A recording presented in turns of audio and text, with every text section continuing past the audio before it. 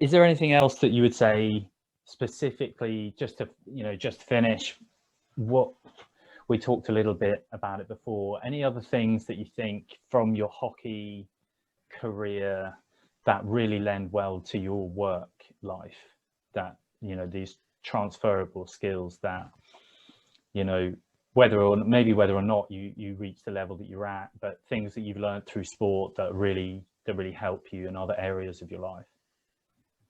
Yeah, I would say that, well, I'll start with saying that even if I don't explain this fully or particularly well, the things I've learned through playing a team sport in particular, although actually even to a degree an individual sport, when I was playing tennis, there are some bits from that that I would take through, but in work, unless you're doing a very specific job, it's extremely likely that you will have colleagues and a team that you work with, whether that's a few people or a load of people. And I couldn't speak more highly of using a lot of the skills I've learned through playing hockey or other team sports. I think they're extremely useful in my current job. I would say the ability or the desire to work with someone towards a goal, which maybe sounds obvious, but in the team I work for now, I don't really mind how we get to the end product, whether it's me or my colleague finishing it off. If we have managed to get there together, that is like for the greater good, or whatever that thing is. That to me is extremely important. I also think it's extremely important to, like, the team success will be significantly greater if you work together. And I have been slightly surprised that more people don't see the wider benefits of that. And I think they do, and they certainly do as I've gone through my career or my job. But there's huge advantages to making sure that you're both working together, or not both, sorry, the whole team is working towards one specific goal. Your desire to work hard, again, those 7 a.m. sessions, which I didn't think I would ever want to bring up ever again. I think it's very hard to describe to someone how you're willing to work towards something. If I will give 110% to everything I do. So but I think it's easier to articulate to someone if you're able to give specific examples. I mean, even very basically on my initial, when I was a grad trying to get my first job on a graduate scheme, they ask you lots of what they called those competency type questions. You're supposed to give examples of when you give examples of like specific scenarios or whatever. All of mine came from sport. When have you been in really difficult situations that you've had to overcome a like significant problem? When have you worked together with your team to overcome a problem? Or when have you had to go above and beyond, or blah blah blah? And all of my examples were so easy to think of, and they'd all happened within a team sport. So, and that was just sort of at a graduate level. And then as I've moved beyond that or moved into other jobs, it's only become more clear that if you're able to work with other people to achieve a wider, bigger, better goal, there's so much more that can be achieved. There's like no man is an island, or whatever that phrase is. That's so true, both on a sports field and in a workplace. And if everyone can pull towards the same, there's that 5% we spoke about before. So the 5%, the 11 people adding 5% is 55%. Our maths is good. If you got that in a workplace, it's the same concept. So I think if everyone is able to realize the importance or the success of that, then those are companies or businesses that can do well, in my view. Maybe share what you shared before we started the call, actually, when your boss was asking, like, why did you join this company? Because I think that's so enlightening. It's such a good way to actually think about as a young person looking for what you want to do. But go ahead. Yeah. So I was saying that I've been lucky. When I qualified as a chartered surveyor, and then I had to pick a team, or I was going into a team. So I went into an investment team there, and I chose that one because of what I saw in the boss and the person I was going to be directly working for, and I liked that. And then when I moved jobs, I was just choosing whether to take the job or I was being offered the job, sort of thing. And the very head person basically asked me why I was interested in this job, and I, without hesitation, said that the reason I want to take this this new job, this new opportunity, was because of who I'd be working for and who I'd be working with. There were obviously some other side bits related to the specifics or the technicalities that we've spoken about before about what my job was. But for me, it was really important to work for someone and to work with people who I believed had the same goals and the same values. Like, I want to work with people that are going to go in the same direction, or again, not the specifics and the technicality, but definitely in the same way. And that to me was really, really important. And it's not always easy to establish what that is and if that is aligned with you. But through a number of different conversations and meetings I had with both, again, the person I was going to work for and the people I was going to work with, I was pretty happy that was definitely something that was aligned. Yeah, well, because it's interesting, because it's almost as though all of the team sport, you knew what you were looking for, actually, which a lot of people I don't think do know what they're looking for. And before we started recording, when you shared that story, you said your boss was kind of taken aback by your response, because he said, it wasn't the remuneration or the perks, or which in his mind, obviously, he's like, this is what everyone thinks about with work. Yeah. And actually, it's, if you're trained differently, which coming from a elite sport is as a training, in your mind how things work, it's like you had a very different view on what you're actually looking for in work. Yeah, really, you're absolutely right. I mean, I think it's such a better way to think about what you want to do, to think about who do you want to do things with, as opposed to that's actually more important than, in a lot of senses, what the specifics of what you're doing, what you are doing. Yeah, well, because also lots of things can be learned. I mean, maybe if you were super successful and been doing something, a very specific skill, I don't know, something very niche, for a huge number of years, maybe that is particularly important. But I don't know, I think particularly when you're young, a huge number of things can be learned, or and most things need to be learned anyway. You know, I'm learning all the time in my job, but so long as I'm learning what I'm doing with people that are happy to show me, happy to work with me, happy to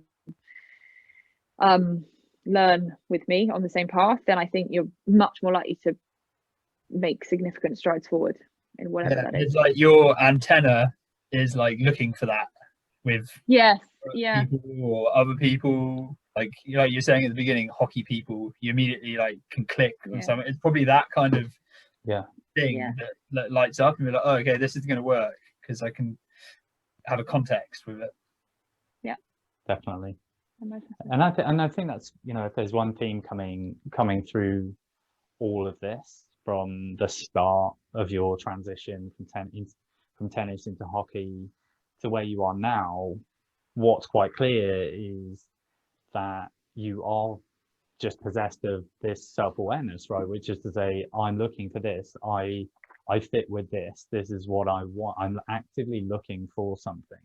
And I think if we're talking about young people looking for jobs, thinking about what they want to do, that's the answer, really, is trying to turn the mirror as you do on yourself and go, be like, well, what do I want to do? There's that enjoyment piece. There's, I'm a people person and I like working with others, so that's a key part of it. But they're not trivial things. that's you're there in that job interview, having come from that position of saying, this is specifically what I want to do. I'm talking to your boss saying, it's because of the people and the teamwork and that, and this is, emerges into a really consistent thread in your life, having kind of realized it, followed it, getting to the point now where I think it's actually a really luxurious position to be able to sit in a job interview and give an answer. Boom. I want to do it because of this, because I'm so sure about it. And I know that is, and that's just through understanding yourself and just being confident and saying, hey, that's it. That's what I want. But it's not without the learning process behind it. Well, and I think the other thing is taking a lot of like what you're mentioning about balancing happens because you're doing a lot. And so you kind of have to do a lot in order to learn those skills. And you kind of have to, like, the balancing part isn't always that fun. It's a bit of a struggle and like pretty stressful. Yeah. But like now you can look back and say, oh, actually there's a lot of skill that comes from that. Yeah. But to get that skill, you actually have to struggle. You can't just be kind of just doing one thing. I mean, you can, but like doing one thing and like getting that struggle. But if you do 3 things or 4 things, that suddenly becomes a lot harder, and the skills in between each like thing become more pronounced, I think.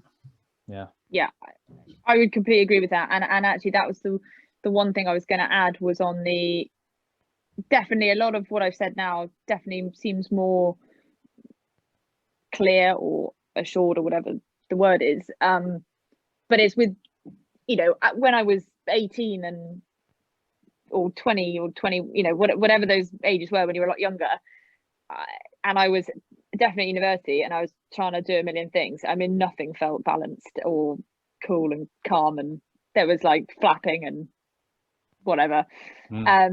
So I think actually a lot of it, a bit like you've just said, Henry, but it's on the reflection. So I think if you're able, with self-awareness pieces, you might not realize them. I've certainly struggled to probably realize them in the moment of the thing. And even in some of the job interview things, as I mentioned, like that was with the benefit of having finished that piece of my life with the university, with the multi-balancing, and was going into that job interview. And if I'm honest, it was just, for me, it was the sort of the easy answers that were coming to my head with regards to examples. But I do think they're trying to reflect on, and I had a conversation with a good friend of mine recently, middle of COVID, her whole industry, global events, was looking a little bit tricky. And we were talking about skills or like new jobs or things that you might need to do. I sort of think, well, I don't have any other skills. And I thought, how can you say that? All the skills. I know you might have been driving them towards global events currently, which she was very good at, but there are so many skills within the experiences she'd had that she could take into something else. Like for me, that was super transferable and not obvious, but like, I thought there were loads of skills within that. So it is trying to reflect back on some of the things you've done, even if it doesn't feel like it's a thing. Or like, again, I could look back at the university and be like, oh, there was a whole load of trying to cram a load of stuff in and lots of running around and doing too many things or whatever. Or you can try and see if there's something within it that you could maybe draw from that, take that experience, use it somewhere else. So I do think trying to reflect back is as useful as forward. Yeah, that makes sense. Yeah. I think it's something that, working as employability manager for Rugby Works for a little while, that exact situation of being like, hey, why haven't you put that on there? Yeah, in your CV, like you're telling me this amazing stuff that you do, and it's displaying this skill, that skill. And there's 2 parts to it. There's one is just realizing, and I think maybe sport does this for you, does this for people, is realizing the value of the intangible soft skills. So when you say like, oh, communication, time management, when you're actually using them and you are playing sport, you know that they're actually difference makers. So you, in your mind, you're saying, well, there's, you know, you're multitasking, all of this stuff. Those are amazing skills that are transferable. Whereas somebody else who's not really from that mindset, from that background, won't necessarily understand in the same way how important these soft skills, what you can draw out of all these experiences and putting them on, you know, and sort of showcasing them. You have to know how important they are in the first place. And I think, yeah, a lot of people really don't understand that the smallest things that they do can exhibit some like really important things for job interviews and things like that. Anyway, look, I'm gonna wrap us up with we just end on a few quick fire questions. Nothing to prepare. Panic. No, and we sort of asked them to everyone. Good way to end. And the first one is, and this might be quite hard, so I'll expand it a little bit.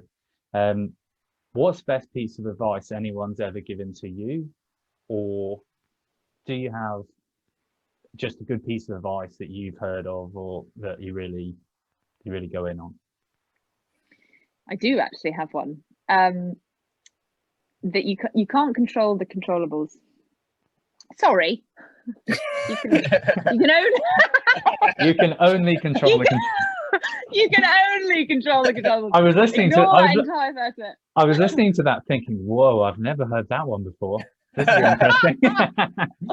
Okay. Oh, sorry. So terrible advice, but you can only control the controllables. And the reason I say that is because I first heard that when I was under 16 and we had a coach. It was used in a hockey context originally.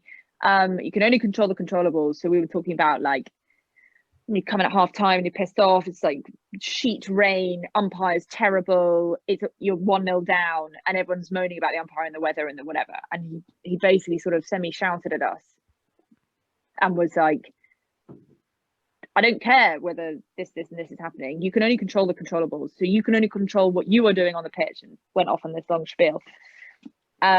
And then that kind of came our piece of the whole tournament that we were playing in. It kept being reiterated. Anyway, so it was great in a sport context.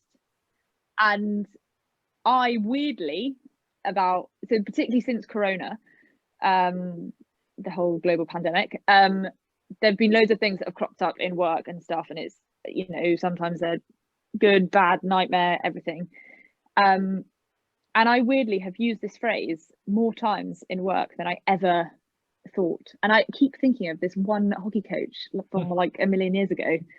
But it's so applicable in all forms of life, in sport, but totally outside of sport. When you've got stressful situations, when you've got horrible situations, everything, you can only control the controllables. So don't worry about those things you can't control, but concentrate on the things you can, and then work hard at them. And quite frankly, no one can ask for more than that. Yeah. So awesome. Yeah, we've definitely been talking a lot about that. We've done workshops around you know, resilience and well-being for young people during lockdown, and you know, one of the things you can't control is there's a pandemic. It's a pain in the butt, but I've got nothing to do with it. So, you know, what do I control? You know, even if I'm within my house. Anyway, these are quick fire questions. So sorry, I waffled. No, that's me waffling, not you. So let's second one. If you could talk to 16-year-old Emily now, looking back over everything, you know, everything we talked about, what would you say to her if you could have a quick chat?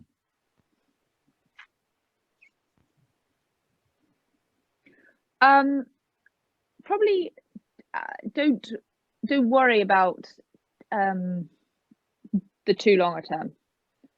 I have a slight tendency to, I like a plan, I like a system, but probably if I refer back to my previous thing, you can only control the controllables, and those are often things that are in the relatively near future. I'm not saying don't think to the longer term, because that's definitely important, and I would have wanted to do that in a number of ways, but maybe don't overly worry about it. Like, I probably worried a bit too much of like, oh, which route shall I take, which path should I take, almost, and possibly too many options. It's like, doesn't matter too. Henry, I probably should have taken a bit more of your. You had a much calmer approach, and I don't know. I feel like I worried a bit too much about the long term, and should have just looked at the bit more immediate, and been more confident in a direction. Awesome. And finally, what does resilience mean to you? Simple question. How would you define it? What is resilient? Who's quick fire? Who is resilient? No, what is resilient? What is it? No, who? To you? I see yeah, to me, resilience is strength, but it's not strength necessarily in. Well, it's strength sort of across a number of things. It can be, but you can be strong staying still. You can be strong going forward, but you are calm, strong, and sort of controlled and confident in your abilities. It's being resilient in the moment, or the whatever position you find yourself in, but having the abilities to deal with whatever it is. So it's like an inner confidence. Awesome. Hard to panic. Yeah. Awesome. Well, that's it. So Emily, it's been absolutely awesome chatting to you. I think there's so much in there that we're going to pin you down for another one, surely. So much interesting stuff around, from the hockey to, I think what really strongly comes through here is a self-understanding and the importance of that, whether it's in being able to balance certain things. I just really like that piece that you said about, just as a general rule of thumb, if the balance is good for you, then that's a good place to be. I think that was a really awesome kind of theme throughout all of this, which is, being self-confident and looking at yourself and just going, hey, that's what I'm like, that's what I'm not, and just moving with it. I think, yeah, pretty awesome. Thank you so much for talking to us. Stay safe. No worries. Good luck, and we will be watching out for your final against the Dutch or somebody else when it comes around. Perfect. And hope you make it. All right, best of luck, and we'll talk to you soon. Thanks so much. Thank you, guys. Bye. Brilliant.